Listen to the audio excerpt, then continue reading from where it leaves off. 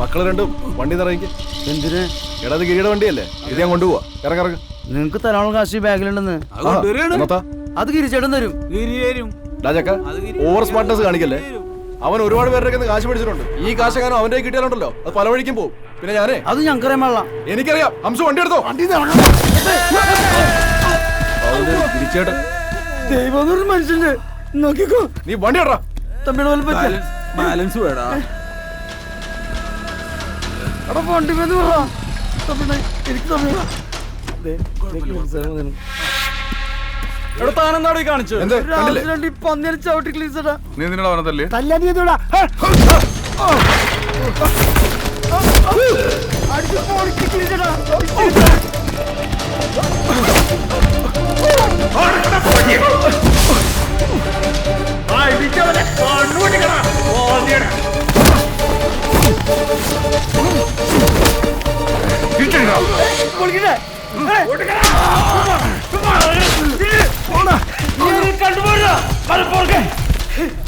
Clean വാ, നമുക്ക് ഞാൻ അവരിക്കാം. വേണ്ടല്ലേ?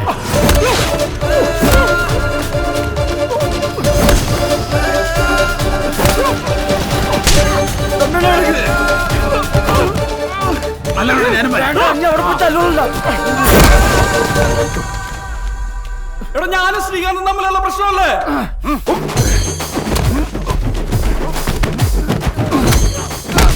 അടി കൊള്ളാലല്ലേ? സൂപ്പർ.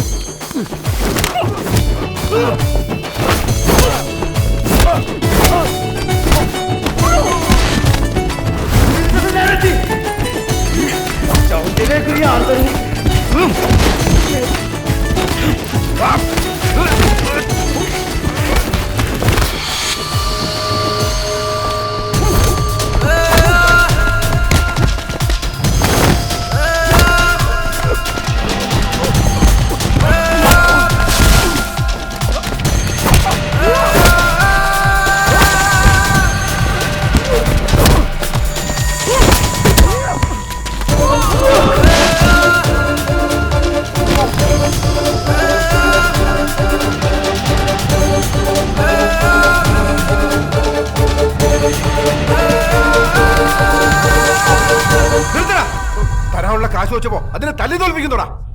നിന്റെ കാശ് തരും, നീ ഇപ്പൊ പോ. എവിടെ പോവാൻ? എടാ നിന്നെ നന്നാക്കാൻ വേണ്ടിയല്ല ഞങ്ങളിവിടെ ഫിനാൻസ് ചെയ്യുന്നത്. ആരാണെങ്കിൽ നീ ഇപ്പൊ കാശോ? ഇനി നിനക്ക് തരാനുള്ള കാശ് ഇപ്പൊ തരും. അപ്പൊ എന്റെ കാശോ? എന്ത് ചെയ്തിട്ടാണെങ്കിൽ നിങ്ങളുടെ പൈസ നമ്മൾ തിരികെ തരും. നല്ല കടം ഉണ്ട്. ഇപ്പൊ ആള് കൂടിയിട്ടുണ്ട്. നിങ്ങൾ നലം പൊപ്പിക്കാണ്ടോ തിരികെ പോ പ്ലീസ്. ആള് കൂടട്ടാ, കൂടട്ടെ. ഇപ്പൊ എവിടെ വന്നത് നിനക്ക് ഈ മാനോ അപമാനമൊക്കെ? എന്താടാ നിനക്ക് നാ ഇറങ്ങിപ്പോയോ? കാശ് എവിടെടാ? ശ്രീകാന്താ 2 ലക്ഷം രൂപയുണ്ട്.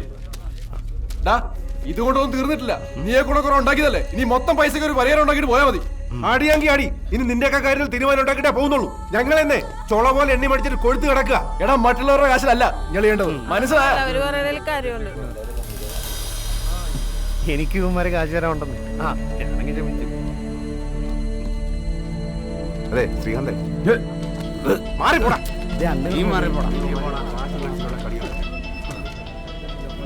അതെ, നിങ്ങൾ ചെയ്ത വളരെ നന്നായി കേട്ടോ. ഇവന്മാരെ ഒന്നും ഇങ്ങനെ വിടാൻ പറ്റൂല. അവരുടെ പണം എത്രയാണെന്ന് ചിലത് നാളെ കൊടുക്കാമെന്ന് പറഞ്ഞു.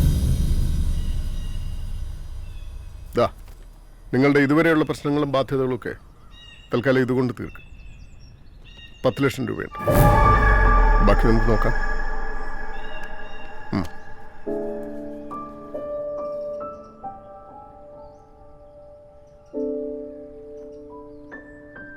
ഇതാണ് മനീഷ്. ഹായ്, ഹലോ, നമസ്കാരം, ഗുഡ് മോർണിംഗ് എവരിബഡി. സൺഡേ സോമത്തോണിലേക്ക് സ്വാഗതം. ഞാൻ നിങ്ങളുടെ സ്വന്തം RJ money. Along side this me RJ Ajay. ഞാൻ ഇന്ന് പറയാൻ പോകുന്ന കാര്യം എന്താണെന്ന് വെച്ച് കഴിഞ്ഞാൽ അത് നമ്മുടെ Manish. This is Marconi FM 91.6. ജീവിതം പാട്ടിലാക്കൂ. ഇവനിപ്പോൾ എൻ്റെ മകളുമായിട്ടൊരു അഫയറില്ല. അവൾ MBBS പഠിക്കുന്നു. അവളെക്കാൾ 2 വയസ്സ് താഴെയായി ഇവൻ. രണ്ടുപേരോടും ഞാൻ പലതവണ പറഞ്ഞു നോക്കി, പക്ഷേ അവർക്ക് അവരുടെ പ്രണയമാണ് വലുത്. എനിക്കെൻ്റെ മകൾ. ഇന്നത്തെ കാലത്ത് 2 വയസ്സ് കൂടി പോയതിന്റെ പേരിൽ ഒരാളെ കൊല്ലാന്നൊക്കെ പറഞ്ഞ മതിയായ കാരണമില്ലാതെ ഞാൻ ജീവിതത്തിൽ ഇതുവരെ ഒന്നും ചെയ്തിട്ടില്ല. അങ്ങനെ ഒരു കാരണം ഉണ്ടെങ്കിൽ അതിനുവേണ്ടി എന്ത് ചിലവാക്കാനും എനിക്കൊരു മടിയില്ല. പ്രശ്നങ്ങളുണ്ട് സാർ. പക്ഷേ ഈ ഇങ്ങനെയൊക്കെ ജീവിതത്തിൽ കുറച്ച് റിസ്ക് എടുക്കാൻ തയ്യാറാവണം.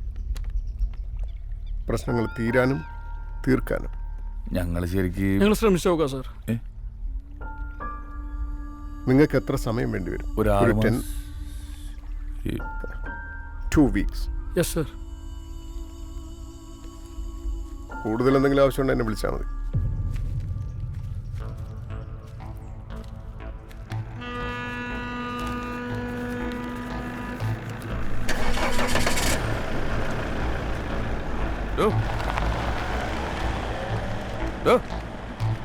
അവിടെ വന്നേ. എന്താ എന്റെ ഉദ്ദേശം? ക്ലീറ്റസ് നമ്മളെ ജീവിതത്തിൽ ഒരുപാട് നാണം കെട്ടു. ഇനി എനിക്ക് നാണം കെടാൻ വയ്യ. ഇതൊരു ശ്രമമാണ്, നമുക്ക് ശ്രമിച്ചു നോക്കാം. അതിനെന്താ തെറ്റ്? സങ്കടം ടം ടം ധർമ്മസങ്കടം.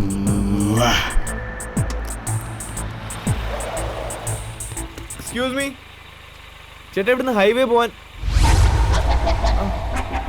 അന്ന് വോക്ക്വേയിൽ വെച്ച് കണ്ടതല്ലേ? ഗതികെട്ട പുലി ഹൈവേ പോകാനുള്ള വഴി അറിയാം? പുല്ലു തിന്നു. നേരെ പോയി ലെഫ്റ്റ് അല്ല റൈറ്റ്. ശരി, അപ്പൊ താങ്ക് യു. പുല്ലു തിന്ന പുലിക്ക് താങ്ക്സ് ചേട്ടാ, കാണാം. എത്ര പറഞ്ഞാലും നിനക്ക് മനസ്സിലാകണ്ടേ? നീ എന്റെ ഭാഗത്തു നിന്നും കൂടെ ആലോചിച്ച് നോക്ക്.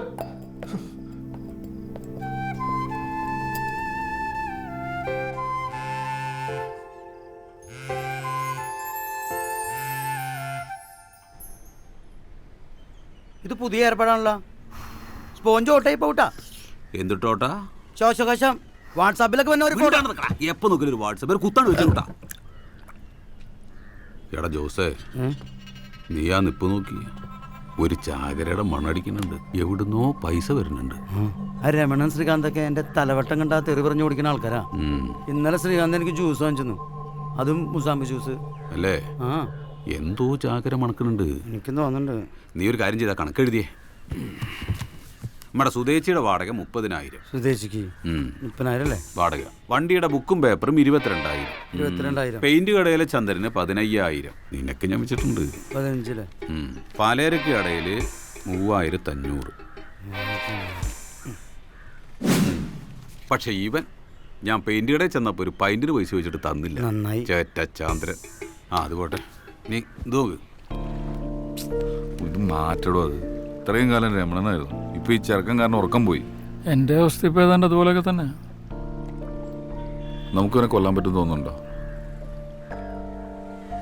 ഏറ്റവും ഇല്ലേ പൈസ വാങ്ങി ചെയ്യാണ്ട് വേറെ നിവൃത്തിയില്ലല്ലോ.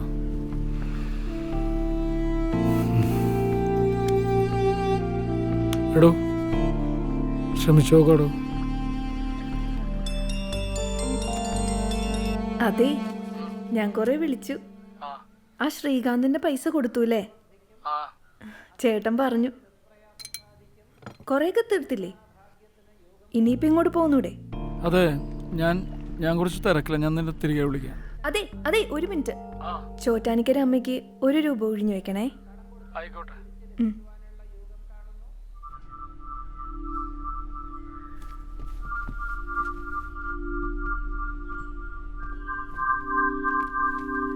നല്ല നല്ല നമ്പർ ഇഷ്ടംപോലെ വന്നിട്ടുണ്ട്. പക്ഷെ അണക്ക് തരാൻ എനിക്കൊരു കുറ്റബോധ. പിന്നെ 30 ഉറുപ്പിക്ക് എവിടെ കിട്ടും ഇത്രയും പ്രതീക്ഷ? ഈ പ്രതീക്ഷയൊക്കെ അവിടെ നിൽക്കട്ടെ, ഈ കുറ്റബോധം എന്താന്ന് മനസ്സിലായിട്ടില്ല. ഏടാ, അണക്ക് 2 കൊല്ലമായിട്ട് ഞാൻ ലോട്ടറി ആയിട്ടില്ലേ, അത് ആഴ്ചയിൽ 5 എണ്ണം വെച്ചിട്ട്. എന്നിട്ട് അണക്കാകെ 30 ഉറുപ്പിൽ അടിച്ചുള്ളൂ. അപ്പം എനിക്ക് കുറ്റബോധം ഉണ്ടാവില്ലേ? മനസ്സാക്ഷിയിൽ ആർക്കും ഉണ്ടാവും കുറ്റബോധം. പക്ഷെ അണക്ക് വലുതെന്തോന്ന് വരാണ്ട് നിർത്തണ്ട Sowbhagya.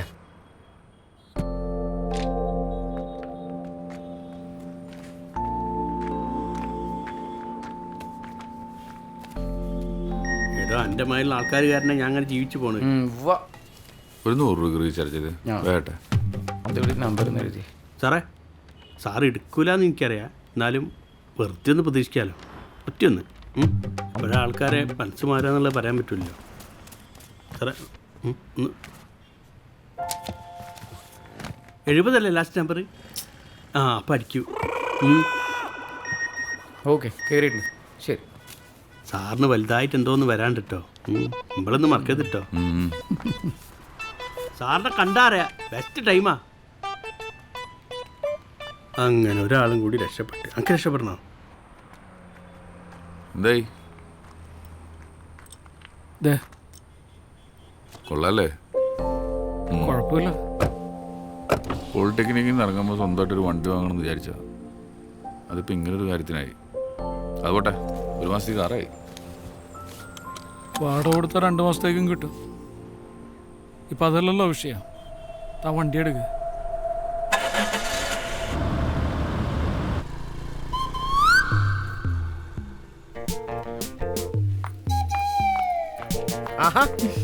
Good afternoon. Good afternoon. ഹോസ്പിറ്റലിലേക്ക് ആയിരിക്കും. അതെ. സ്റ്റെല്ല എന്തി വരുന്നുണ്ട്. ആണോ? എന്താ ലേറ്റ് ആയി? ലേറ്റ് ആയി. ഹോസ്പിറ്റലൊക്കെ എങ്ങനെയാ? കഷ്ടപ്പാടൊക്കെ ആണോ? രോഗികളൊക്കെ ഉണ്ടോ? സ്റ്റെല്ലയ്ക്ക് ഒരുങ്ങാൻ ഒത്തിരി സമയം എടുക്കുമല്ലോ. വന്നല്ലോ. സ്റ്റെല്ലേ നീ മെല്ലെ വരൂ, സ്റ്റെല്ലേ നീ മെല്ലെ. സ്റ്റെല്ല ഒന്ന് സ്ലിം ആയിട്ടുണ്ടോ? പക്ഷെ ഇപ്പളാ ശരിക്കും ബ്യൂട്ടി ആയത് കേട്ടോ. കുട്ടിയും ബ്യൂട്ടിയാ. എന്താ? നാളെ റെന്റ് തരാട്ടോ ഏട്ടാ. അതൊന്നും ഒരു പ്രശ്നമല്ല. ഇതിപ്പം അടുത്ത ആഴ്ച ആയാലും നമുക്കെന്താ പ്രശ്നം? നമ്മളൊക്കെ മനുഷ്യന്മാരല്ലേ? എന്നാ ശരി. ആയിക്കോട്ടെ ആയിക്കോട്ടെ.